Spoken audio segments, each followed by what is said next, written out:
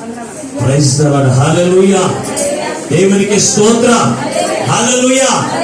ప్రభునందు అత్యంత ప్రియమైనటువంటి దేవుని బిడ్డలారా, ఇప్పుడు మన ప్రభువును లోకరక్షకుడైన యేసుక్రీస్తు అతి శుభమైన నామమును బట్టి చేరుకున్న మీకు అందరికీ పేరు పేరున హృదయపూర్వక వందనాలు తెలియపరుస్తూ ఉన్నాను. ఈ వాక్యం వీక్షిస్తున్న మీకు అందరికీ కూడా హృదయపూర్వక వందనాలు తెలియపరుస్తూ ఉన్నాను. దేవుని యొక్క మహాకృపను బట్టి మరొక పర్యాయము ప్రభు యొక్క సన్నిధిలోకి నడిపించబడి ఎంతవరకు పాటల ద్వారా అలాగే స్తుతి ఆరాధన ద్వారా దేవుని మహిమపరచడానికి, ఆయన మాటలు వినడానికి, ఆయన నామాన్ని ఆత్మతో సత్యముతో ఆరాధించడానికి ప్రభు చూపిన ఈ కృపను బట్టి మనం ఎంతగానో ప్రభుని బట్టి సంతోషించవలసినటువంటి వారమేనో. ఈ సమయంలో పరిశుద్ధ గ్రంథము నుంచి ఒక మాటను దేవుని యొక్క వాక్యముగా మనం నేర్చుకున్నాం. పరిశుద్ధ గ్రంథము నుంచి దేవుని యొక్క వాక్య ధ్యాన నిమిత్తము మార్కు రాసిన సువార్త 14వ అధ్యాయము 12వ వచనం నుండి 16వ వచనం వరకు ఉన్న వాక్య భాగాన్ని ఆగకుండా బాగా చదవగలిగిన వారు స్పీడ్గా చదివేయండి. మార్కు రాసిన సువార్త 12వ అధ్యాయము 14వ అధ్యాయము 12వ వచనం నుండి 16 వరకు ఉన్న భాగాన్ని. ఉదయించినప్పుడు ఆయన శిష్యులు, నువ్వు పస్కాను పుచ్చుటకు మేము ఎక్కడికి వెళ్లి సిద్ధపరచవాలని కోరుచున్నామని ఆయన అడుగగా, ఆయన, మీరు పట్టణంలోనికి వెళ్ళుడి, అక్కడ నీళ్లకున్న మోయించిన ఒక మనుషుడు మీకు ఎదురుపడను. వాని వెంట పోయి వాడు ఎక్కడ ప్రవేశించినా ఆ ఇంట యజమానిని చూచి, నేను నా శిష్యులతో కూడా పస్కాను పుచ్చుటకు నా విడిది గది ఎక్కడనని బోధకుడు అడుగుచున్నాడని చెప్పుడి.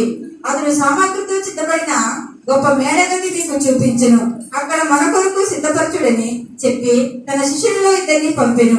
శిష్యులు వెళ్లి పట్టణంలోనికి వచ్చి ఆయన వారితో చెప్పినట్టు కొనుగొని పస్కాను సిద్ధపరిచిరి. ప్రార్థన చేసుకుంటా. మమ్మల్ని శాశ్వతమైన ప్రేమతో ప్రేమించి మా కొరకు ప్రాణం పెట్టిన యేసయ్యా మీకు వందనాలు, స్తోత్రాలు. అయ్యా, మరొక పర్యాయం నీ పాద సన్నిధికి చేరి మీ వాక్యమును ధ్యానం చేస్తూ ఉండగా వినుటకు ఆసక్తి కలిగిన పని హృదయాన్ని మీరు చూస్తూ ఉన్నారు. అవును తండ్రి, ఏ హృదయమునకు ఏ వాక్యహారం అవసరమైనదో అయ్యను వెరిగిన దేవుడు గనుక మీ పక్షమున నిలబడి దాసుని శిలువ చోటును మరుగుపరిచి ఏడంత ఆత్మశక్తి చేత అభిషేకితో బలపరిచి నీ దాసుని నోటి నీ మాట ఉంచి మాతో సూటిగా మాట్లాడించి ఉండగా వెనగలుగు చెవి గ్రహించగల మనసు, లోబడి అనుసరించి నడిచే మనసయ్యా ప్రతి బిడ్డలైన వారికి అందించి నీ రాకడకు ఆయుధపరచమని అతి త్వరలో పెంట కుమారుడిగా రానయ్యున్న యేసు పరిశుద్ధమైన ప్రార్థించి వేడుకొంచున్నాము పరమ తండ్రి, ఆమేన్. ప్రభునందు అత్యంత ప్రియమైనటువంటి దేవుని బిడ్డారా, ఈ చదవబడిన వాక్య భాగంలో మూడు ప్రాముఖ్యమైనటువంటి మాటలు మనము చూడగలుగుతూ ఉన్నాం. ఏమిటి అంటే, అక్కడ పులియని రొట్టెల పండుగ దినమందు పస్కా వధువును, పస్కా పశువును వధించి ఆ పస్కా విందును ఎక్కడ సిద్ధపరచమని యేసు ప్రభు వారిని శిష్యులైన వారు అడిగారు. అడిగినప్పుడు యేసు ప్రభు వారు చెప్పిన మాట ఏమో తెలుసా? మీరు పట్టణంలోకి వెళ్ళండి, అక్కడ ఒక నీళ్ల కుండతో ఒకరు కనపడతారు. మీకు నీళ్ల కుండతో కనపడినప్పుడు అతను అడగండి, ఇదిగో ప్రభు యేసు ప్రభు వారు పస్కా విందును సిద్ధపరిచేటువంటిది భుజించేటువంటి స్థలము ఎక్కడని నిన్ను అడగమన్నారని చెప్పు, అతడు మీకు ఒక మేడ గదిని చూపిస్తానని చెప్పి, ఒక విడిది గదిని చూపిస్తానని చెప్పి అతను చెబుతాడు. మీరు అక్కడ పస్కాను సిద్ధపరచడని చెప్పినప్పుడు ఈ శిష్యులైన వారు అక్కడ పస్కా విందును సిద్ధపరిచారు. ఆ విందులో వీరందరూ కలిసి ఆ పస్కా విందు భోజనమును చేయడం ఈ చదవబడిన వాక్య భాగంలో మనం చూడగలుగుతూ ఉన్నాం. ఇక్కడ ఈ వాక్య భాగంలో మూడు అతి శ్రేష్టమైన మాటలు మనకి కనపడుతూ ఉన్నాయి. ఒకటి పస్కా పశువు. ఒకటి ఏమిటి? పస్కా పశువు. రెండవది పులియని రొట్టెలు పండుగ. పులియని రొట్టెలు. రెండవది ఏంటి? పులియని రొట్టెలు. మూడవది విడిది గది. మూడు విషయాలు అక్కడ మనం చూడగలుగుతున్న ప్రభువు దేవుని బిడ్డారా, ఈ మూడు విషయాలు కూడా మనం చూసినప్పుడు యేసు ప్రభు వారు ఆయన అప్పగింపబడక మునుపు 7 రోజుల ముందు ఎక్కడికి వచ్చాడు తెలుసంటే యెరూషలేము యొక్క పట్టణంలోనికి ప్రవేశించాడు. అంతేకాని ఆయన 40 రోజులు కూడా ఆయన శ్రమ దినాలు అనుభవించలేదు. ప్రభువు దేవుని బిడ్డారా, 40 రోజులు కూడా ఆయన శ్రమ దినాలు అనుభవించలేదు. ఈ రోజున చాలా మంది చేస్తున్నటువంటి పొరపాటు ఏంటో తెలుసంటే, లెంటు అని పెట్టి 40 దినాలు ఏం చేస్తారు తెలుసా? శ్రమ దినాలు. ఈ రోజుల్లో చాలా మంది ప్రభు సంస్కారం ఎందుకు కూడా తినరంట. మరి ఇదే దౌర్భాగ్య దృష్టిలో చూడండి, శాంపులు చేసుకున్నటువంటి పొరపాట్లు. ఈ 40 రోజులు కూడా వివాహాలు చేసుకోరు. అలాగే ఈ 40 రోజులు కూడా ఏం చేయరంట, ప్రభు సంస్కారం విందు కూడా తినరంట, తినకూడదంట, ఎవరంట మాస్టర్ గారు. మరి ఇటువంటి దౌర్భాగ్య స్థితిలో ఈ రోజులు ఉన్నారు. కానీ యేసు ప్రభు వారు యెరూషలేము యొక్క పట్టణానికి ఎప్పుడు ప్రవేశించారో తెలుసా అంటే, ఆయన 7 రోజుల ముందు పండుగ దినాలు ఎక్కడికి వచ్చాడో తెలుసా అంటే, యెరూషలేము యొక్క పట్టణంలోనికి ప్రవేశించాడు. ఎప్పుడు? ఏ పండుగ దినాల్లో?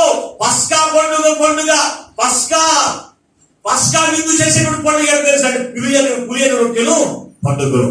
ఆ పండుగలో ప్రవేశించి ఆ పస్కా పండుగను, పులియని రొట్టెల పండుగను ఎలా ఆచరించాలో తెలుసా అంటే, 7 రోజులు వారు ఏం చేయాలో తెలుసా, ఆ పండుగ దినాన్ని ఆచరించాలి. ఎందుకు? పస్కా పశువు వధించబడాలి. పస్కా పశువు ఎక్కడి నుంచి బయలుదేరింది, ఎక్కడ పస్కా పశువు అంటే ఎవరు అని మనం ఆలోచన చేస్తే, పస్కా పశువు గొర్రె పిల్ల, దేవుని బిడ్డ.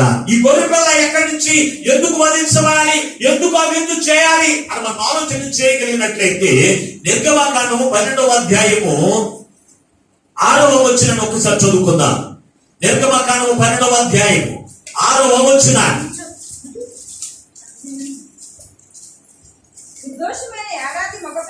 నిర్దోషమైన ఏడాది గొర్రె పిల్లను తీసుకుని రావాలను. గొర్రెలో నుండి కానీ మేక పిల్లలో నుంచి కానీ దాన్ని తీసుకుని వచ్చును. ఈ నెల చాలండి. ఎందుకు ఈ పస్కా విందు దేనితో అంటే, గొర్రె పిల్ల, ఏడాది గొర్రె పిల్ల అంట. అది ఎటువంటిదై ఉండాలి?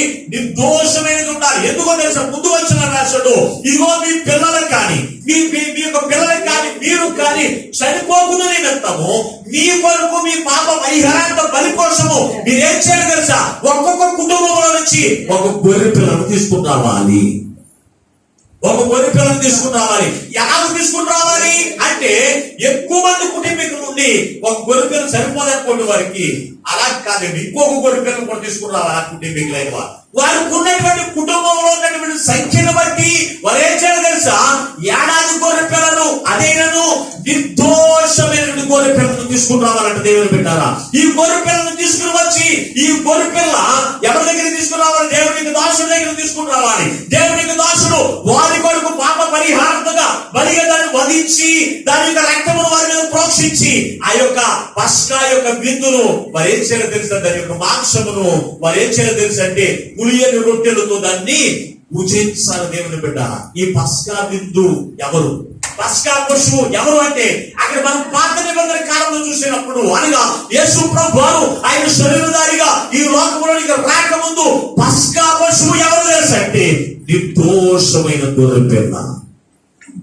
నిర్దోషమైన గొర్రె పిల్లను అదేం చేసేవారు తెలుసా, మనుషుల యొక్క పాప పరిహారాంత బలిగా వధించేవారు. ఈ రోజున కూడా పరిచయం మాట్లాడలేదు చాలా మంది. పాత నిబంధన కాలంలో యేసుక్రీస్తు ప్రభు వారు ఏమిటో, ఆయన యొక్క విధులు ఏమిటో తెలియనటువంటి వారు ఈ రోజున కూడా ఏం చేస్తున్నారు తెలుసా, సంవత్సరం అంతా కూడా పాపములు చేయడం, సంవత్సరం అయిపోయిన తర్వాత ఏం చేస్తారు తెలుసా, ఒక మేక పిల్లను వధించి లేకపోతే ఒక గొర్రె పిల్లను వధించి కుటుంబం అంతా కూడా భోజనం చేస్తూ ఉన్నారు ఏదో ఒక గుడి దగ్గరికి. ఈ రోజుకు కూడా మాట్లాడదు దేవుని బిడ్డ. అయితే ఇక్కడ చూసినప్పుడు, ఈ వాక్య భాగంలో చూసినప్పుడు, ఒక కుటుంబం గురించి అక్కడ వారి యొక్క పాప పరిహారాంత బలిగా ఒక గొర్రె పిల్ల వధించవలసి వచ్చింది దేవుని బిడ్డ. ఈ రోజున ఆ గొర్రె పిల్ల ఎవరు కాదు, ఆ యొక్క పశువు, పస్కా పశువు ఎవరు కదండి, మన ప్రభువు యేసుక్రీస్తు వారి. చదువు ఒకసారి పరిశుద్ధ గ్రంథంలో నుంచి కొరింథీయులకు రాసినటువంటి మొదటి పత్రిక 5వ అధ్యాయము 7వ వచనాన్ని చదువుకుందాం.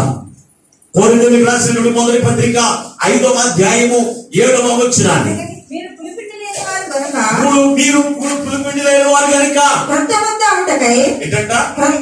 అవుటకై ఆ పాతదైన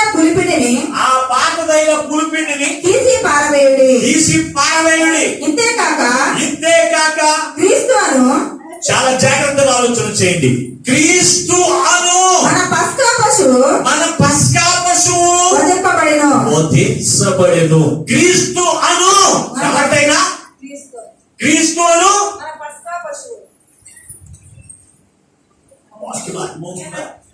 నేను 10 సార్లు చెప్తున్నా కానీ ఆయన గొడవ అయిందన్నట్టు అలా చూస్తున్నారండి. ఆయన క్రీస్తును పస్కా పశువు. దేవుని బిడ్డలారా, యేసు క్రీస్తు ప్రభువారు ఎలా వచ్చాడో తెలిసి లోకంలోనికి వచ్చినైనా ఎలా మలచబడ్డాడో తెలుసు అంటే పస్కా పశువు అని మలచబడ్డాడంటే ఎవరికి అయినా సర్వాధికారి అయిన దేవుడు, సర్వశక్తివంతుడైన దేవుడు, సర్వలోకమును పరిపాలించేటువంటి అటువంటి బలమైన దేవుడు నీ కొరకు నా కొరకు కూడా పులిపిండి లేకుండా చేయడానికి, అంటే పాపము నీలో లేకుండా చేయడానికి క్రీస్తు అను పస్కా పశువుగా మనసబడి వధించబడిన దేవుని బిడ్డ. అంతకు ముందు మనుషులు ఏం చేసిన పాపము కొరకు ఏం చేసేవాడు తెలుసా? వారి యొక్క కుటుంబాల నుంచి సంవత్సరానికి ఒకసారి ఏం చేసేవాడు తెలుసా? ఒక పశువు వధించబడింది. ఈ రోజున సంవత్సరానికి ఒకసారి కుటుంబ సమేతంగా కుటుంబానికి ఒకడు ఒక మేక పిల్లను వధించండి, లేకపోతే ఒక గొర్రె పిల్లను వధించండి అంటే ఆ వధించడు పని లేకుండా ఎవరు చేశాడు తెలుసా అంటే యేసు ప్రభువు చేశాడు. దేవుని బిడ్డ, ఈ రోజున ఆయన నీ కొరకు నా కొరకు మనలో పాపము లేకుండా ఆ పాపమును తీసివేయడానికి ఆయన ఎలా మార్చబడ్డాడు తెలుసా? క్రీస్తు అను పస్కా పశువు అని మార్చబడ్డాడు. దేవుని బిడ్డ, ఈ రోజున ఒక మనిషిని నీవు మనిషివా పశువా అంటే చాలా ఎంత కోపం వస్తుందో తెలుసా? నువ్వు చేస్తున్నటువంటి అతిక్రమ క్రియలను బట్టి, నువ్వు చేస్తున్నటువంటి పాప క్రియలను బట్టి నువ్వు పశువా అని అడిగారు అనుకోండి, మనిషికి ఎంత కోపం వస్తుందో తెలుసా? మరి యేసు ప్రభువారు నీలో ఉన్న పాపమును తీసివేయడానికి, నీలో ఉన్న అతిక్రమమును నీ నుంచి తొలగించడానికి యేసు ప్రభువారు నీ కొరకు నా కొరకు ఆయన ఒక పశువుగా మార్చబడ్డాడు. దేవుని బిడ్డ, అందుకే యోహాను గారు బాప్తిస్మం ఇచ్చే యోహాను గారు పాపము చేత నింపబడుతున్న ప్రజలైన వారు చూసి లోక పాపమును మోసుకొనుచున్న దేవుని యొక్క గొర్రె పిల్ల అని ఎవరు చూపించారు తెలుసా? యేసయ్యను చూపించారు. దేవుని బిడ్డ, ఆయనే లోక పాపమును మోసుకొని పోచున్న దేవుని గొర్రె పిల్ల, ఒక పశువుగా మార్చబడ్డాడు. గొర్రె పశువు. మరి ఎవరు చూపించాడు? యేసు ప్రభువును చూపించాడండి. ఈ రోజున సేవకులైన వారు కూడా, దైవజనులందరూ కూడా ఎవరు చూపించాలో తెలుసా? యేసయ్యను మాత్రమే చూపించాలి. మనకు మనం చూపించుకోవడం కాదు, మన గొప్పతనాన్ని మనం చూపించుకోవడం కాదు, మనకున్నటువంటి అహంకారాన్ని చూపించుకోవడం కాదు. మనం అందరం కలిసి ఎవరు చూపించాలో తెలుసా? లోకనాథుడైన, లోక పాపమును పరిహరించిన యేసయ్యను మాత్రమే చూపించాలి. ఆయనే ఎలాగున్నాడు తెలుసా? పస్కా పశువుగా మార్చబడ్డాడు. దేవుని బిడ్డ, ఒక పశువు అయిపోయాడు నీ కొరకు. ఈ రోజున ఆయన నీ కొరకు పశువుగా మార్చబడినప్పుడు నీలో ఇంకా పాపం ఉంచుకోవడానికి వీల్లేదు. ఎందుకో తెలుసా? ఆయన వధించబడి ఒక గొర్రె పిల్ల యొక్క రక్తము చేత నీవు కడగబడ్డావు. బాప్తిసం పొందిన వారందరూ కూడా యేసుక్రీస్తు రక్తము చేత కడగబడి వారి యొక్క పాపమును, ప్రతి విధమైన పాపము నుండి విడుదల పొందుకునేటువంటి వారు ఎవరో తెలుసా? రక్షణ పొందిన వారే. అటువంటి వారు నిర్దోషమైన రక్తముతోను, నిష్కళంకమైన రక్తముతోను వారి యొక్క పాపమును కడుక్కున్న వారందరూ కూడా ఎలాగున్నారో తెలుసా? నిర్దోషులుగా జీవించాలి. నిర్దోషులుగా జీవించాలి. దేవుని బిడ్డారా, ఈ యొక్క విందును చూసినప్పుడు ఈ పస్కా విందు అనగా ఎవరో తెలుసా? క్రీస్తు పశువు. ఆయన యొక్క శరీరము. అందుకే మాట్లాడుతున్నాడు, నా శరీరమును నా రక్తమును ఎవరైతే తిను తాగుతాడో వాడు నశించిపోక నిత్యము జీవించునని మాట్లాడుతున్నాడు. నిత్యము జీవించని మాట్లాడుతున్నాడు. దేవుని బిడ్డలారా, అయితే ఈ పస్కా పశువును ఎలా పూజించాలి? ఇప్పుడు పస్కా పశువు అంటే ఎవరు మీకు అర్థమైందా? ఎవరు? ప్రభు యేసు క్రీస్తు ప్రభు వారు పస్కా పశువై ఉన్నాడు. ఆయన యొక్క మాంసమును పాత నిబంధన కాలంలో నిర్దోషమైనటువంటి గొర్రెపిల్ల యొక్క మాంసమును ఎలాగైతే పొంగని రొట్టెలతో, పులియని రొట్టెలతో వారు పూజించేవారో, ఈ రోజున మనము కూడా పులియని రొట్టె మనిషికి జీవితానికి సాదృశ్యంగా కనపడుతుంది. పులియని రొట్టె పరిశుద్ధమైనటువంటి జీవితానికి సాదృశ్యంగా కనపడుతుంది. దేవుని బిడ్డ, ఈ పులియని రొట్టె ఎలా పూజించాలో తెలుసు అంటే, ఈ పులియని రొట్టెను అలాగే ఈ పస్కా విందును ఎలా పూజించాలో తెలుసు అంటే పులియని రొట్టెతో పూజించాలి, పులిసిన రొట్టెతో కాదు. పులిసిన రొట్టె అంటే ఏమిటి? ఒకటి మీకు చూపించాను. ఒకటి పస్కా పశువును ఈ రోజున మనం జ్ఞాపకం చేసుకున్నాం.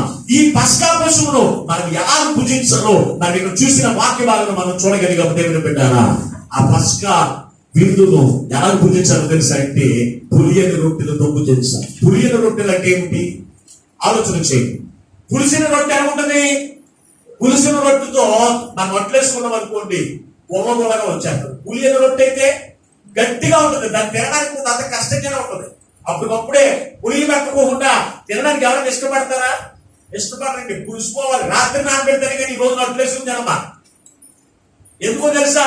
అది మెత్తగా ఉంటే మనకు అరుగుదల బాగుంటుందని చెప్పి మనం తింటూ ఉంటాం. దాన్నే ఎక్కువగా మనం ప్రేమిస్తాం. ఈ రోజున లోకంలో కూడా మనం దేన్ని ఎక్కువగా ప్రేమిస్తామో తెలుసా?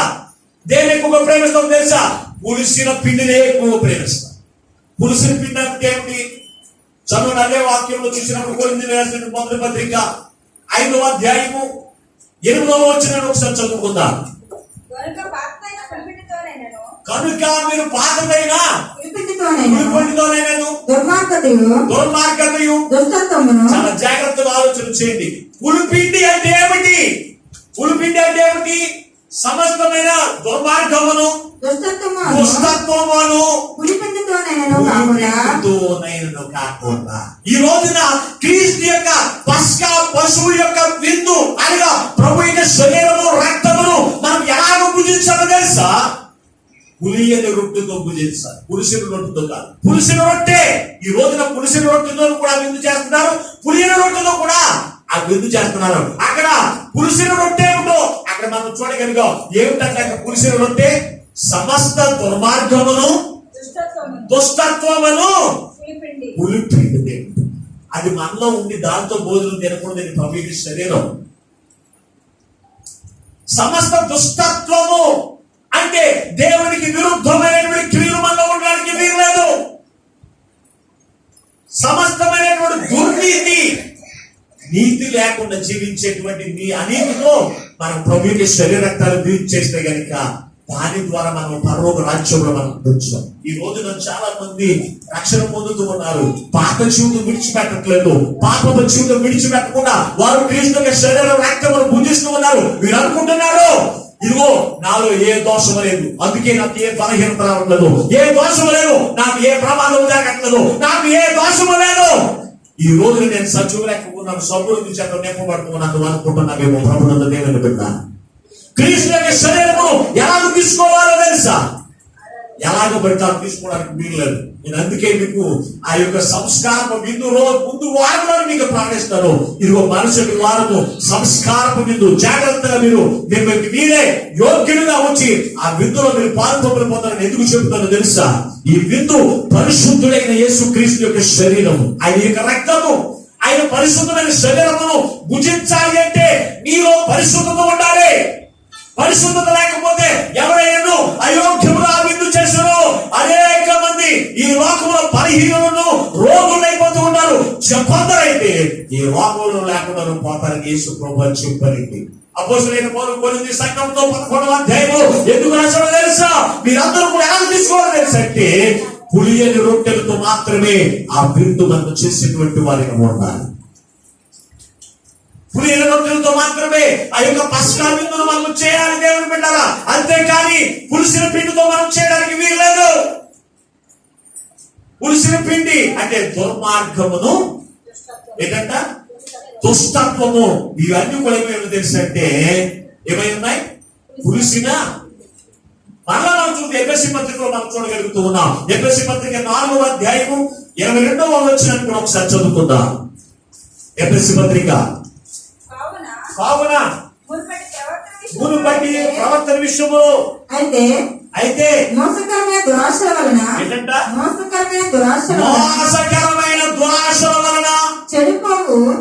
చెడిపోవు నీ ప్రాచీన స్వభావమును వదులుకుని నీ చిత్తవృత్తి యందు నూతనపరచబడిన వారై నీ చిత్తవృత్తి యందు నూతనపరచబడిన వారై నీతియు యథార్థమైన భక్తియును గలవారై దేవుని పోలికగా ఉండి ఆయన యొక్క విందులో పాలు పొందులు పొందేవారిగా ఉండాలి. ఎలా ఉండాలి? నీ పూర్వ పరిస్థితి, నువ్వు రక్షణ పొందక ముందు, నువ్వు క్రీస్తువునికి రాకముందు, దేవునికి సన్నిధిలోనికి రాకముందు నీవు దుష్టత్వము కలిగిన జీవితం జీవించబడవచ్చు, నీవు రోత కలిగిన జీవితమును జీవించబడవచ్చు, నీవు అయోగ్య కలిగిన జీవితమును జీవించబడవచ్చు. కానీ దేవుడు మాట్లాడుకున్నాడు, నీవు ఆయనలోనికి వచ్చిన తర్వాత అవన్నీ కూడా మీ ప్రాచీన స్వభావమును విడిచిపెట్టి కొత్తగా జన్మించిన వారే నూతన స్వభావమును ధరించుకునేటువంటి వారే ఉండాలి. నీ స్వభావం మారిపోవాలి, నీ క్రియలు మారిపోవాలి, నీ ఆలోచనలు మారిపోవాలి, నీ తలంపులు మారిపోవాలి. మారిపోయినప్పుడు మాత్రమే నువ్వు ఎవరిని కలిగి ఉండవో తెలుసా? క్రీస్తు యొక్క పోలిక నీలోనికి వస్తుంది. అదే పులియని రొట్టె, అదే పులియని రొట్టె. ఈ రోజున మనమందరం ఏంటో తెలుసా? పులియని రొట్టెల వలె ఉండి మాత్రమే ఆ యొక్క విందులో మనం పాలుపంపులు పొందాలి. ఒకటి, పస్కా పశువును మనం చూడగలిగా. పస్కా పశువు ఎవరు కాదు, క్రీస్తు యొక్క శరీరమై ఉన్నారు. రెండవదిగా చూస్తే పులియని రొట్టె. పులియని రొట్టె అంటే ఏమిటి అంటే సమస్తమైనటువంటి దుర్మార్గమును, దుష్టత్వమును విడిచిపెట్టి, కిందకి చదవండి ఒకసారి, కొరింథీ పత్రిక 5వ అధ్యాయము 8వ వచనం మరొకసారి చదవండి. పులియని రొట్టె అంటే ఒకసారి చూడండి. ఒకసారి ఆ పులిపిండితోనైనాను, దుర్మార్గముతోనైనాను, పులిపిండి కాకుండా నిష్కాపట్యమును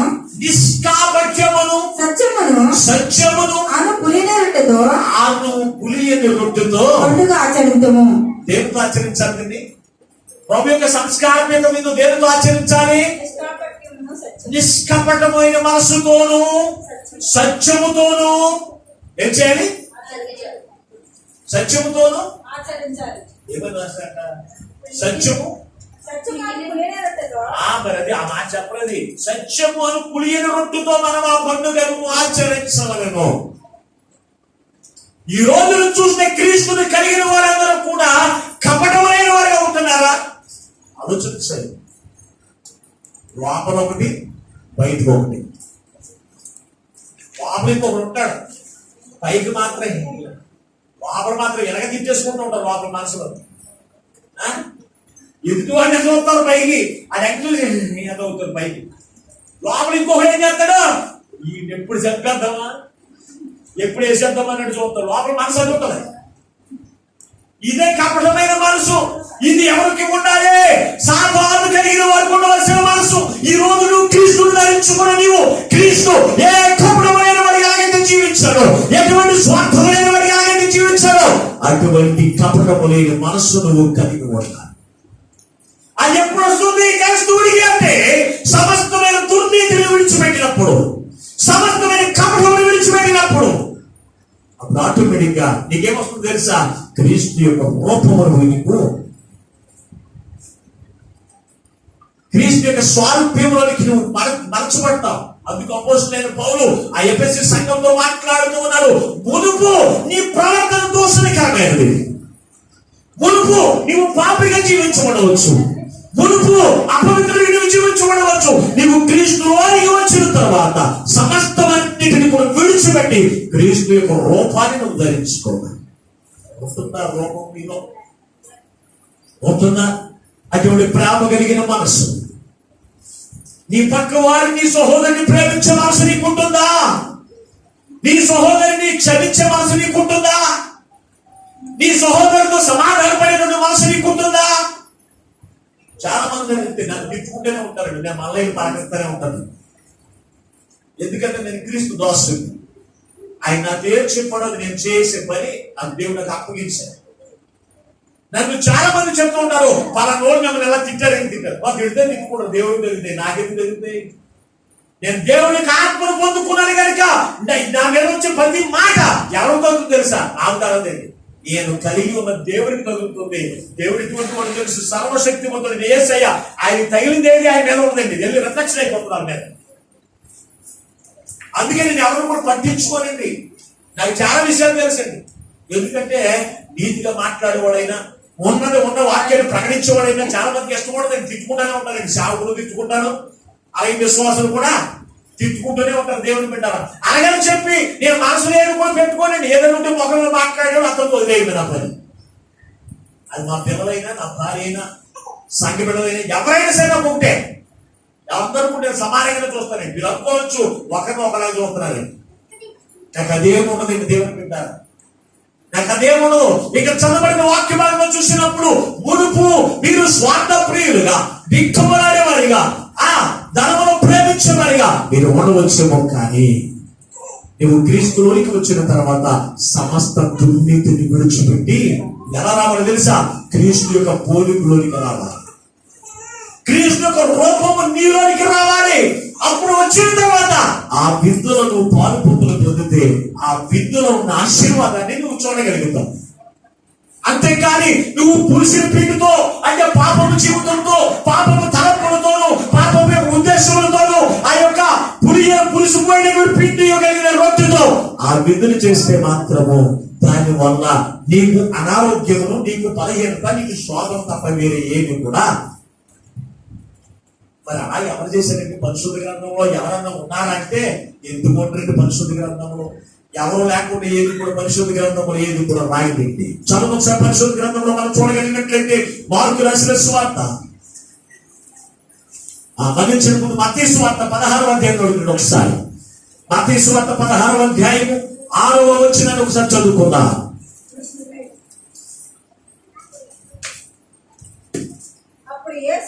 అప్పుడు యేసు చూచుకొనుడి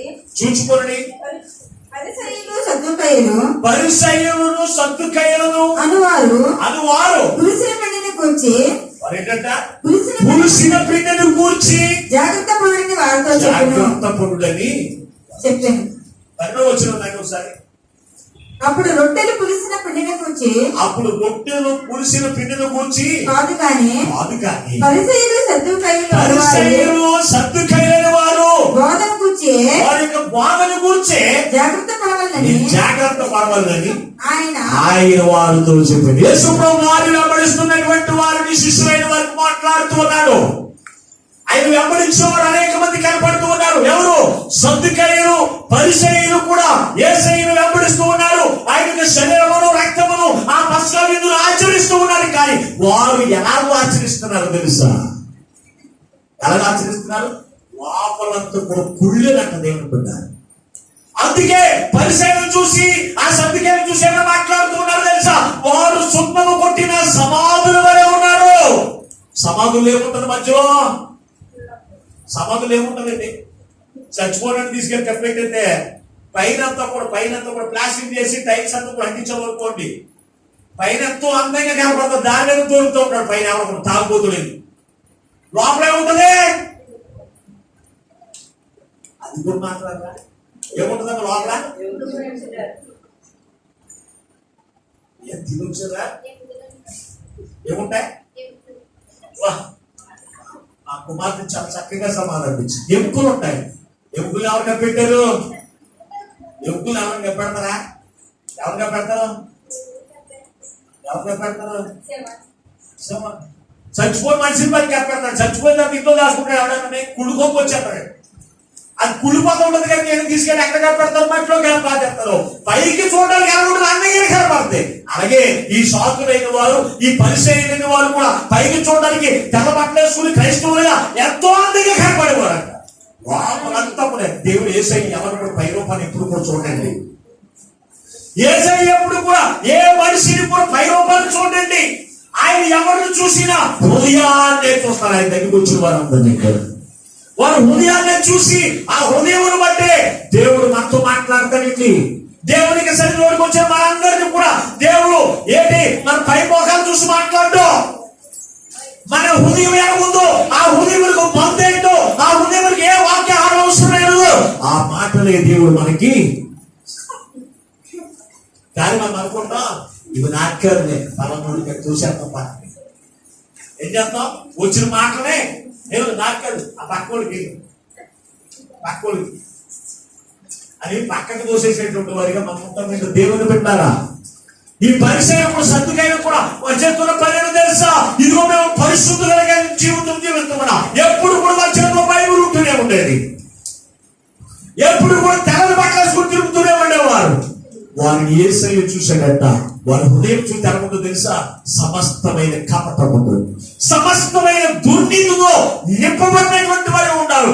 ఆ యొక్క హృదయముతోనే పస్కా విందును ఆచరించేటువంటి వారు దేవుని పెట్టారు. ఈ రోజున అటువంటి వారు ఉండట్లేదా? తెల్లని బట్టలు వేసుకుంటున్నారు, బైబిల్ తీసుకుని వెళ్ళి పస్కా విందు చేస్తూ ఉన్నారు. మన ఇంటికి వచ్చిన వెంటనే బ్రాంతి తీసుకుని తాగుతూ ఏం చేస్తాడు, ఎంతో చక్కగా పదాలు కూడా తింటున్నారు. చూడండి, అంటే వాడు ఆలోచన కూడా ఎలా ఉంటుంది, మనిషి యొక్క ఆలోచన. అలాగే ఈ విందు చేస్తూ ఉన్నారు, మరలా ఇవి బూతుల్లో వీధుల్లో. నువ్వు క్రీస్తుని కలిగిన నీవు, క్రీస్తు నీ మీద ఉన్నాడు, క్రీస్తు నీలో ఉంటే నీలో దోషకరమైన మాటలు రావడానికి వీల్లేదు. పరిశుద్ధాత్మ ఒప్పుకోదండి నీలో నుంచి దోషకరమైన మాటలు రావడానికి. మరి అటువంటి కపటమైన మనసు ఎవరు తీసుకున్నారు? ఆనాడు పరిసయ్యులైన వారు, సద్దుకైన వారు తీసుకున్నారు. వారిని గూర్చి వారిని చూసిన యేసయ్య ఈ రోజున నీకు చూడట్లేదు అనుకుంటున్నావా?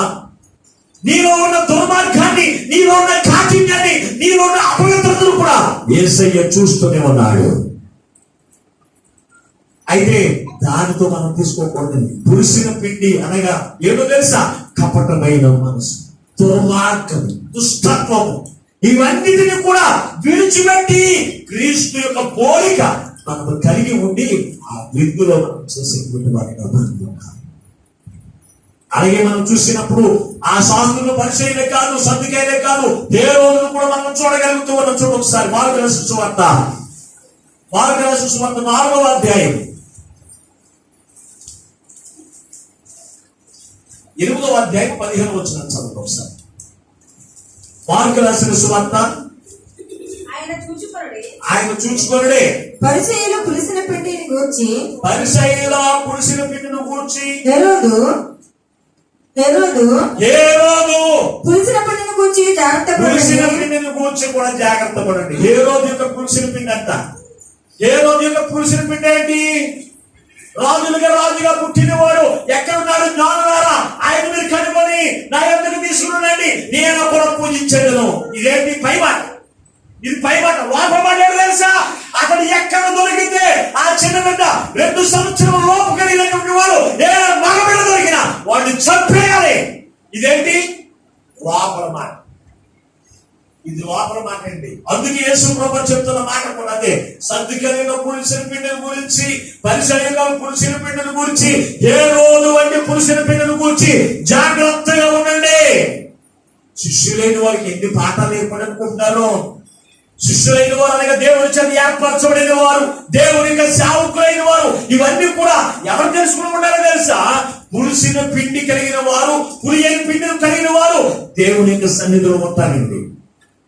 అటువంటి వారిని గురించి జాగ్రత్త. నేను ఏర్పాటు చేసుకున్న శిష్యులారా, మీరు జాగ్రత్తగా ఉండాలి. ఎందుకు తెలుసా? లోపల ఒక మనసు కలిగిన వారు మీ అందుకు వస్తారు, పైకి ఒక రూపం పెట్టుకుని మీ అందుకు వస్తారు. అటువంటి వారిని గురించి మీరు జాగ్రత్తగా ఉండండి. జాగ్రత్తగా ఉండండి శిష్యులైన వారికి హెచ్చరిక చేస్తున్నారు. అందుకే ఈ రోజున సేవకులైన వారు ఈ పురుషుల పిండి కలిగిన వారిని ఇప్పుడు తెలుగును, పులియని పిండి కలిగిన వారిని కూడా సేవకులకి తెలిసింది. వారి యొక్క మాటలు, వారి యొక్క ప్రవర్తన, వారి యొక్క ఆలోచన బట్టి ఎవరో పులిసిన పిండి కలిగిన వారు, ఎవరో పులియనటువంటి పిండి కలిగిన వారు అందరూ కూడా యేసయ్యకు తెలిసింది. యేసయ్యకు తెలిసింది కనుక దేవుని బిడ్డ, హేరోదు వంటి స్వభావం నీలో ఉంటే పులిసిన పిండితో నీవు సమానము. అంటే లోపల ఒకటి, బయటకు ఒకటి. నువ్వు మాట్లాడుతూ ఉన్నావంటే నువ్వు దేనితో సమానము తెలుసా? పులిసిన పిండితో సమానము. అటువంటి పులిసిన పిండితో దేని తినకూడదు? పస్కా విందు తినకూడదంట. ఒకవేళ ఈ రోజులు మీలో ఉంటే కనుక అటువంటి వాళ్ళు హేరోదు స్వభావం వంటి వారు, పరిసయ్యులు సద్దుకైన స్వభావం వంటి వారు మీలో ఉండి ఈ రోజున అటువంటి దుష్టత్వాన్ని అంతా కూడా విడిచిపెట్టండి. విడిచిపెట్టకపోతే దాని యొక్క ప్రతిఫలం, దాని యొక్క ప్రభావం వేరేగా ఉంటుంది. అది నేను చెప్పక్కర్లేదు, అది నేను చెప్పవలసిన పని లేదు. కానీ అటువంటి దాంట్లో మనము ఆ విందు మనము చేయకూడదు. ఆ విందు మనము చేయడానికి వీల్లేదు. అందుకే ప్రభుత్వ దేవుని పెట్టారా, ఈ రోజు మీరు ఒక్కసారి ఆలోచన చేయండి. ఒకటి, పస్కా విందు, పస్కా పశువు ఎవరంటే ప్రభు యేసు క్రీస్తువా. అలాగే పులియని రొట్టె అనగా మనమే. పులియని రొట్టె అనగా మనమే. విశ్వాసులే పులియని రొట్టెగా ఉండాలి, కానీ పులిసిపోయిన రొట్టెగా ఉండడానికి వీల్లేదు. పులిసిన రొట్టె ఏం చేస్తుంది? నోట్లో పెట్టుకుంటే పళ్ళన్నీ కూడా పులుగు చేసేస్తుంది. పులియని పిండిలో పులుసుల పిండి కొంచెం వేసామనుకోండి, ఏం చేస్తుంది? పిండి అంతా చెడిపోతుందా లేదా? చక్కెర పాలు ఉంటాయి, చక్కెర పాలు వేడి వేడిగా కాసి కొంచెం పెరుగు, ఒక స్పూన్ పెరుగు తీసుకొని చదివేసామనుకోండి, నువ్వు డ్రమ్ముడు పాలైనా సరే ఏమైపోతుంది? వాడైపోతా లేదా? అలాగే నువ్వు అనుకోవచ్చు, పులుసుల పిండి కొంచెమే కదా, కొంచెమే అభ్యంతరం నాకు, అబద్ధం ఒకటే కదా ఆడుతున్నానా? ఇటువంటి వాళ్ళు లేదనుకుంటారా? అబద్ధం ఒకటే నేను ఆడుతున్నాను, ఈ ఒక్కసారి నేను తప్పు చేశాను, అయ్యి బాబా మాస్టర్ గారు అడిగేయాలని ఈ రోజు దాని గురించి చెప్పారు, నా గురించి వాక్యం నేను అడుగుపోయి నేను చూశాను. నువ్వు తప్పు మాట్లాడావో, పాపం చేసావో, తిట్టుకున్నావో లేదు నేను చూశానా? కానీ దేవుడు చూశాడు కనుక ఆయనే నీతో స్వయంగా మాట్లాడుతున్నప్పుడు అది కూడా నీలో ఉండడానికి వీల్లేదు. ఎందుకంటే నీ శరీరాన్ని, నీ ఆత్మను ఆ కొంచెం తప్పే తీసుకెళ్ళి అక్కడ పాతాలను కూర్చోబెట్టండి కనుక కొంచెం కూడా ఉండడానికి, కొంచెం దుస్తత్వం కూడా ఉండడానికి వీల్లేదు. ఒక్కసారే ఈసారే అనుకోవడానికి కూడా వీల్లేదు. ఎప్పుడు అనుకోవడానికి తెలుసా? క్రీస్తు యొక్క స్వార్థ్యమునికి మనసు పడాలి. నిస్వార్థపరుడిగా, నిష్కపటమైన మనసుతోను, సత్యముతోను, సత్యము వంటి పులిపిండి వలె ఉండాలి. దేవుడు ఎందుకు మాట్లాడాడు తెలుసా? నీలో ఏర్పడిన సత్యము నిన్ను చూడగానే వాళ్ళ నోడు నిజమే మాట్లాడతారు అన్నట్టు ఉండాలి. ఈ రోజు అటువంటి సాక్ష్యం ఇవ్వడానికి ఎంతమంది ఉన్నారు? ఎందులోనూ వాళ్ళ నోడు అసలు అబద్ధం ఆడో అనేటువంటి సాక్ష్యం ఇవ్వడానికి ఇందులో ఎంతమంది కనపడుతున్నారు అని ఆలోచన చేస్తే చాలా తక్కువ. మరి నువ్వు క్రీస్తుని కలిగిన నీవే, క్రీస్తుని ధరించుకున్న నీవే, నువ్వు అబద్ధాలు ఆడేస్తూ ఉంటే దేవుడి యొక్క నామానికి అవమానం కాదా? దేవుడిని దుఃఖపరిచిన వాడు కాదా? దేవుడిని నువ్వు సిలువ వేసేవాడు కాదా? మరి ఏ పిండితో తీసుకోవాలి అది మనం తెలుసుకోవాలి. ప్రభు యొక్క శరీర రక్తము ఎలా తీసుకోవాలి, అసలు ఎందుకు తీసుకోవాలి అనేది మనం ఆలోచన కలిగి ఉండాలంటే దేవుని బిడ్డ. దీన్ని మనం ఏం చేయాలంట? ఆచరించే వారిగా ఉండాలి. మన పిల్లలు కూడా ఆచరించేటువంటి వారి ఉండాలి. చదువు ఒకసారి నిర్గమకాండము 12వ అధ్యాయంలోనే 17వ వచనాన్ని చదువుకుందాం ఒకసారి. నిర్గమకాండం ఎందుకు ఆచరించాలి?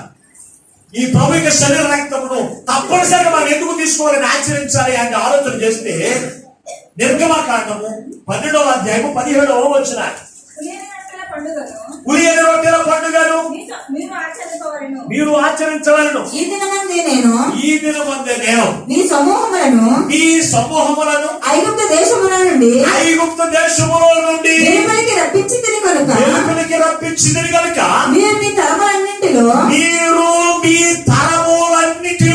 ఈ దినమును ఆచరించవలెను. ఇది మీకు నిత్యమైన కట్టడగా ఉండును. ఏంటంట? తరతరములండి. అప్పుడు ఒకసారి ఆచరించమన్నదండి. తరతరములు నీ తరమైన తర్వాత తరము కూడా చేయాలి. అంతేగాని నీ తరతో ముగించుకోవడానికి కాదండి. ఏం చేయాలి? తరతరములు కూడా ఆచరించాలి. ఎందుకు ఆచరించాలి అంటే మీ దేవుడైన యెహోవా మిమ్మలను ఐగుప్తు దేశములో నుంచి విడిపించిన దానిని బట్టి మీరు ఈ పస్కా పండుగను ఆచరించాలి. ఐగుప్తు దేశము దేనికి సాదృశ్యంగా ఉంది? పాపానికి సాదృశ్యంగా ఉంది. ఈ రోజు నిన్ను పాపము నుంచి విడిపించిన యేసయ్య ఈ రోజు నీకు ఒక విందును సిద్ధపరిచాడు. ఆ విందు తెలుసా? పస్కా పశువు యొక్క విందు. ఆయనే గొర్రెపిల్ల విందు, ఆయనే ప్రభువు యేసు క్రీస్తు యొక్క శరీరము. ఇది నేను చేయాలి, తప్పనిసరిగా ఆచరించాలి. తప్పనిసరిగా ఆచరించాలి. ఈ రోజున ఆచరించేటువంటి వారు చాలా మంది చాలా ఆరోగ్య సంస్కారం రోజున ఏదైనా కార్యక్రమం ఉంటే స్వాహ అవసరం లేదండి. దేవుడు ఈ వింత అవసరం లేదు. మరి యేసు ప్రభువు చెప్పిన మాట ఏమిటి? ఆయన చెప్పిన మాట ఏంటి? మీరు తప్పక దీనిని మీ తరతరములు కూడా ఆచరించవాలనేటువంటి కట్టడోడు పెట్టాడు దేవుడు. మరి చేయవలసిన పని నువ్వు చేయాలి లేదా? మీరు ఎవరు ఆచరించలేదా? వాక్యం ఏమైనా అర్థమవుతుందా? నాకు నేనే చెప్పేసుకుంటున్నారా? మా సుబ్బయ్య గారు మీకు ఏమైనా అర్థమవుతుందా? మీకు అర్థమైంది ఇందులో చెప్తున్నానా? వేరే భాషలో చెప్తలేదు, నాకు నేనే చెప్పేసుకుంటాను. ఏం చేయాలి? ఏం చెప్పాలి? దేవుని యొక్క మాట ఏమై ఉంది? మీరు తప్పక దానిని మీ తరతరములు కూడా ఆచరించమని కట్టడలు పెట్టాడు. ఇది నిత్య నిబంధన. మరి ఈ రోజున అమ్మ సంస్కారం తీసుకోవడం అబ్బా లేదండి అని వాడు పెళ్లికి వెళ్ళాలంటే నువ్వు పెళ్లికి వెళ్ళకపోతే ఆగిపోతావు. మధ్యాహ్నం భోజనానికి వెళ్ళావు నువ్వు. ఈ రోజున ప్రభు యొక్క సంస్కారం మీద తీసుకుంటే నేను వస్తాను అది నువ్వు చెప్పలేవా? అలాగే నేను కొట్టేస్తాను లేకపోతే వెలివేసేస్తాను నేను. ఆడ వెలివేసిన దేవుడు నిన్ను విడిచిపెట్టకుండా ఉంటే నువ్వు ఆశీర్వదించబడతావు. దేవుడు విడిచిపెడితే నువ్వు ఏముంటుంది మన జీవితంలో అనుకుంటూ ఉంటాం. తప్పదండి, తప్పకేనండి, అది తప్పదు. పెళ్లి భోజనానికి కాదు, మరి తప్పగా క్రీస్తు యొక్క శరీరం తినాలనేది తప్పదు అనేటువంటిది నీ మనసులో ఎందుకు ఉండట్లేదు? ఈ రోజు ఇక్కడ చాలా మంది విధికి వెళ్ళవలసిన కూర్చోవాలి. అక్కడ ఎందుకు ఉన్నా కొంత అన్నారు లక్ష్మణ్ అయ్యారు మార్చేంతా గొప్పని 12 కాల్ చేసి అంటప్పటికి అప్పుడు నేను ఒకే మాట అన్నాను, అది ప్రభు చెప్తామమ్మ నా చేతిలో ఉంటుంది, నేను నిలబడతాం వరకే, తర్వాత ఆయన ఎంతవరకు తీసుకెళ్తాను నాకు తెలీదు, వచ్చేసేయండి నేను ట్రై చేస్తాను, మించుమించు ట్రై చేస్తాను వచ్చాను మామూలే. కనుక దేవుని మీద ఇది తప్పది, అది తప్పదు అనుకోవడానికి లేదు. అది అవసరమని వదిలేయించదు. అది నిన్ను పరలోక రాజ్యం తీసుకెళ్ళదు, అది నిన్ను ఆరోగ్యాన్ని ఇవ్వదు, అది నిన్ను బ్రతికించదు, నిన్ను పోషించదు. కానీ ప్రభు యొక్క శరీరము ఎటువంటి తెలుసా? ఆయన నీ ప్రతి విధమైన పాపమును కలిగి పవిత్రపరిచండి, నిన్ను పరలోక రాజ్యంలో నడిపించండి, నీ శరీరం ప్రతి 17 నుంచి విడిపించండి. క్రీస్తు యొక్క వధువు యొక్క రక్తము దేవుని బిడ్డ ఆయన శరీరము, ఆయన రక్తము విలువైనది, ఆయన యొక్క శరీరము ప్రభావం కలిగినది, ఆయన శరీరము క్షయమైనది కాదండి, అక్షయ శరీరము కలిగినటువంటి వాడు యేసయ్య. ఆయన శరీరాన్ని నిర్లక్ష్యం చేయడానికి వీల్లేదు, ఆయన రక్తాన్ని నిర్లక్ష్యం చేయడానికి వీల్లేదు, ఈ విధిని నిర్లక్ష్యం చేయడానికి వీల్లేదు. అయితే 3వ మాటలు పేర్కొన్నాం. ఒకటి పస్కా పశువు ఎవరో తెలుసుకున్నాం. రెండవది మనం చూసినప్పుడు పులియలు రొట్టె అంటే ఏమిటో, పులిసిన రొట్టె ఏంటో మనం తెలుసుకున్నాం. మూడోది ఏంటంటే తెలుసా? ఆ శిష్యులు అంటున్నారు, ఈ పస్కా పశువు యొక్క భోజనం చేయడానికి మన కొరకు, నా కొరకు నా విడిది గది ఎక్కడ అన్నది యేసయ్య. ఆ వాక్యం ఏమన్నాడు తెలుసా? నా విడిది గది. విడిది గది అంటే ఎంతమందికి తెలిసింది? ఇక్కడ అట్లానే మీకు ఎవరికైనా తెలిసే విడిది గది? విడిది గది ఎప్పుడు వెళ్ళదు మీరు? కూతుర్లు ఎంతమంది ఉన్నారంటే కూతురుకి వెళ్ళినాడు. పెళ్లికి ఏం చేస్తారు మీరు? పెళ్లి కొడుకు అడిగేది ఏంటి తెలుసా? మాట్లాడరే. విడిదిగా దానిగా మనకి ఏం గుర్తుకు రావాలి? పెళ్లి. పెళ్లికి నువ్వు ఇంటి దగ్గర బయలుదేరి వెళ్ళకూడదా? మరి విడిదిగా ఎందుకు అడుగుతున్నావు? విడిదిగా అది దేనికో తెలుసు అంటే దేనికి దేనికి సిద్ధపడడానికి విడిది గది అవసరం. దేని గురించి సిద్ధపడడానికి? పెళ్లి కుమార్తె అలంకరణ పొందుకోవడానికి. పెళ్లి కుమార్తె అలంకరణ ఎక్కడ వస్తుంది? విడిది గదిలోనే పెట్టుకోవాలా. ఇంటికాడ బయలుదేరి కుదరదు.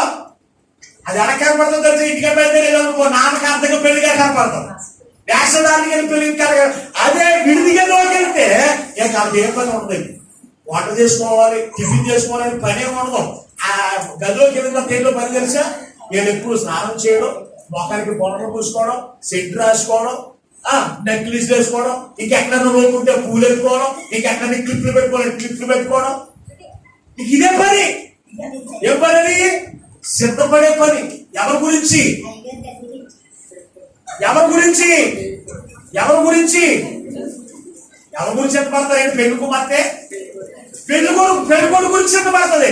ఈ రోజున ప్రభు యేసుక్రీస్తు ప్రభువారు ఆయన పెళ్లి కుమారుగా వచ్చినప్పుడు నీవు కూడా ఒక సిద్ధపాటు కలిగినటువంటి వారిగా ఉండాలి. ఈ లోక సంబంధమైన వివాహం గురించి నువ్వు అటువంటి ఆసక్తి కలిగి ఉంటావు, ఆ యొక్క విడిది కలిగి కోరుకుంటున్నావు.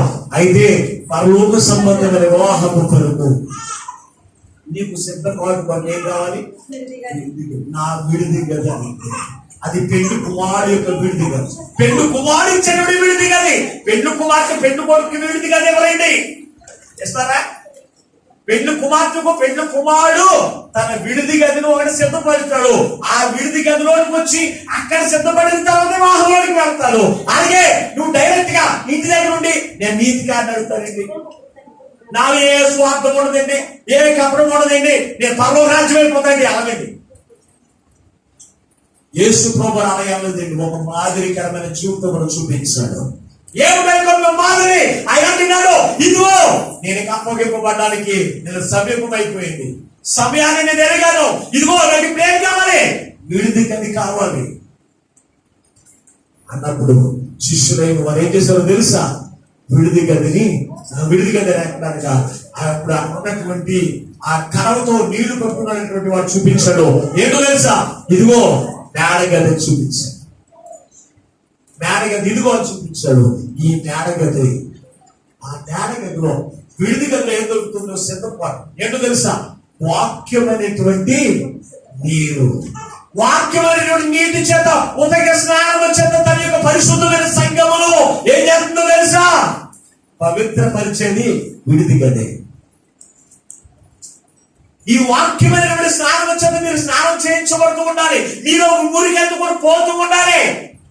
కొంతమంది మురుగు పోకుండా బాసిలో గుట్లు కప్పేసుకుంటారండి. లోపల మురుగు పోవాలి, లోపల ఉంటుంది, స్నానం చేస్తారు కొంతమంది.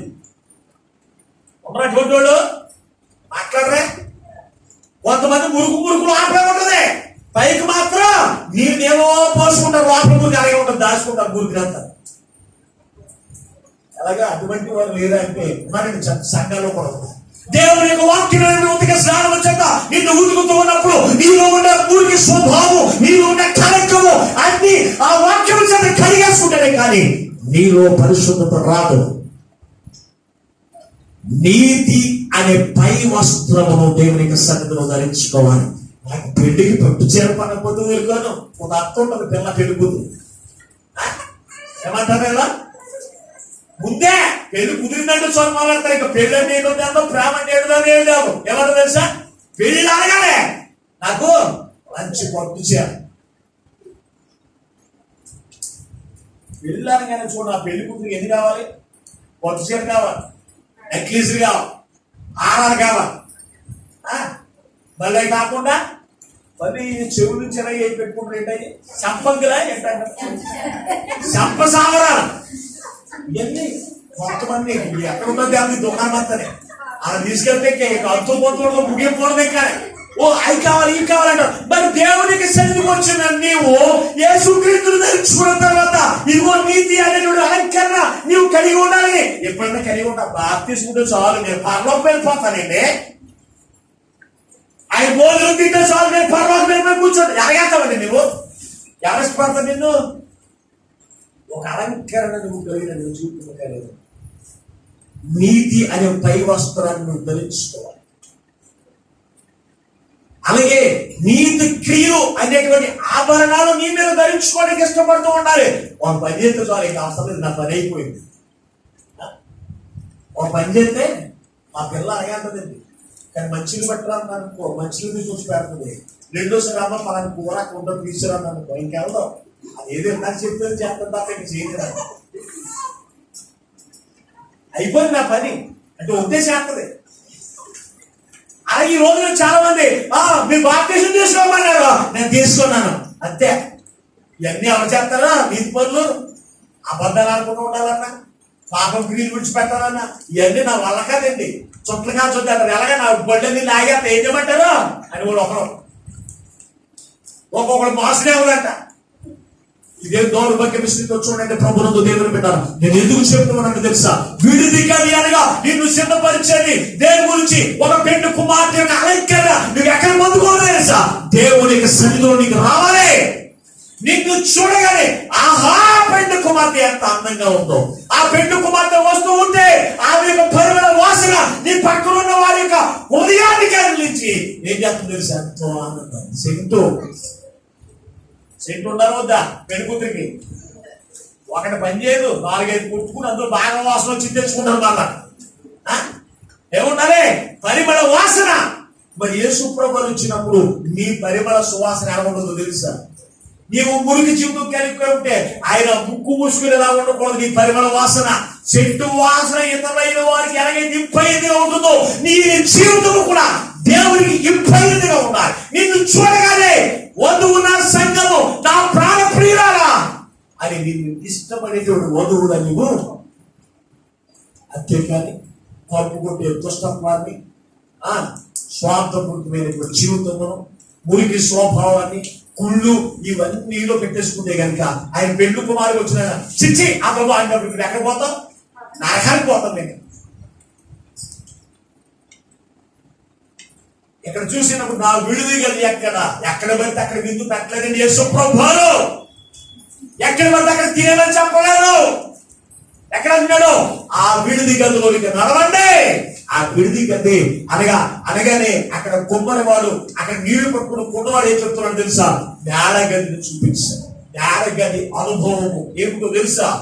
అపోస్తులైన వారందరూ కూడా యేసు ప్రభువారు ఆయన ఆరోహణ అయిపోయిన తర్వాత వారందరూ కూడా ఎక్కడ కూర్చొని తెలుసా? నేల గదిలో కూర్చుని దేవుని ఆత్మతోనూ సత్యముతోనూ వారు ఆరాధించినప్పుడు దేవునికి ఆత్మ అభిషేకము వారి మీద దిగువచ్చి వేస్తుంది. ఎక్కడ? నేల గది అనుభవం. పెళ్లి కుమార్తె ఎక్కడి నుంచి వరకు తెలుసా? యోవేలు గ్రంథము 2వ అధ్యాయము 16వ వచనంలో చూసినప్పుడు అక్కడ పెళ్లి కుమారుడు అంతఃపురములో నుండి వచ్చును. పెళ్లి కుమార్తె ఎక్కడి నుంచి? గదిలో నుండి వచ్చు. ఈ రోజు మీకు అందరికీ గది ఏంటో తెలుసా? ఈ బెతస్దా ప్రార్థనా మందిరం అనేటువంటి గది. ఈ గదిలో నుంచే నువ్వు ఎక్కడికి వెళ్ళాలి? పరలోక రాజ్యంలోకి చేర్చబడతావు.